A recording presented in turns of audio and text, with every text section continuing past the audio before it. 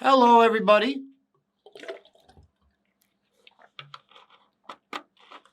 I hope you guys are having a fantastic day.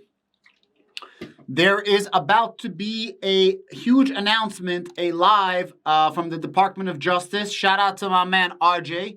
He just sent me this link right now. Good afternoon, everyone. Thanks all for being here. Today, the Department of Justice has dealt a significant blow to the crypto crime ecosystem. Justice Department agents and prosecutors, working in partnership with the Treasury Department and French law enforcement, have disrupted Bitslotto, a China-based cryptocurrency exchange notorious for laundering criminal proceeds from the dark net. And last night, agents of the FBI arrested Bitslotto's founder, Anatoly Legadimov. I am joined today by the Assistant Attorney General for the Criminal Division, Kenneth Polite, the United States Attorney for the Eastern District of New York, Breon Peace, FBI Associate Deputy Director, Brian Turner, and the Deputy Secretary of the Treasury, Wally Adeyemo. Today's law enforcement actions put all of those who seek to exploit the cryptocurrency ecosystem on notice that the Department of Justice will use every tool, working along with our partners, every tool that we have to attack the criminal use of the dark net and cryptocurrency. And we are taking steps to address the crisis of confidence in the cryptocurrency markets, where criminals and fraudsters seek to operate beyond the reach of law enforcement. Malicious actors, working from what they think are safe havens, are exploiting crypto markets and flouting the laws and the regulations that guard the integrity of our financial system, and along with it, the earnings and investments of law-abiding Americans. It's no secret that cyber criminals rely on these bad actors to launder their criminal proceeds from cryptocurrency into fiat currency. But today, thanks to a coordinated international effort, Justice Department prosecutors and agents have disrupted a busy corner of this criminal ecosystem. Last night in Miami, FBI agents arrested Legadimov, a Russian national and the founder and majority owner of Bitslotto, a Hong Kong registered cryptocurrency exchange. The charges allege that he operated Bitslotto as a high-tech financial hub, as he put it, that catered to, quote, known crooks. Bitslotto failed to implement safeguards required by US law, safeguards that enable law enforcement to detect and to investigate financial crimes. Over the course of our global investigation into Bitslotto, we found that more than $15 million of the ransomware proceeds have been laundered through the exchange, making the platform a clear enabler for ransomware actors. Unfortunately for the defendant and Bitslotto, one thing that the FBI understands is how to take down cybercriminal organizations. And our overall strategy to combat cybercrime involves going after all key parts of that criminal ecosystem mentioned by the Deputy Attorney General: the actors, their finances, and the supporting infrastructure. When you combine this arrest with the French authorities' dismantlement of Bitslotto's financial infrastructure, digital infrastructure, and the actions taken by the Treasury Department that will be spoken about in just a minute, I'd say we did exactly just that.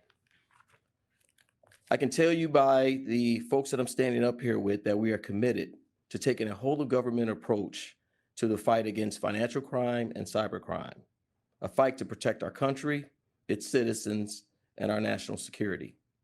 So let this be a reminder to the cyber criminals around the world. No matter where you are, no matter how much you twist and turn to cover your tracks, there is a risk and there will be consequences. I'd like now to introduce Deputy Treasury Secretary Wally Adeyemo for some additional remarks. Today, as part of the U.S. government's action against the virtual currency exchange Bislato, Treasury's Financial Crimes Enforcement Network has taken steps that expose and disrupt Russian cyber criminals and their enablers. FinCEN is officially identifying Bislato as a primary money laundering concern in connection with Russia's illicit finance. Bislato has repeatedly facilitated transactions for Russian-affiliated ransomware groups, including Conti, a ransomware as a service group that has links to the Russian government and to Russian-connected darknet markets. 2/3 of Bislato's top counterparties are associated with darknet markets or scams, and Bislato received virtual currency worth almost $500 million from illicit activity between 2019 and 2021. Nearly 50% of all known Bislato transactions during this time involved Russian illicit finance or otherwise risky sources. Bislato is particularly active in facilitating illicit activity, but it is ultimately part of a larger ecosystem of cyber criminals that are allowed to operate with impunity within Russia. It is well known that Russia is a haven of cyber criminals, where the government often enlists them for its own malicious purposes.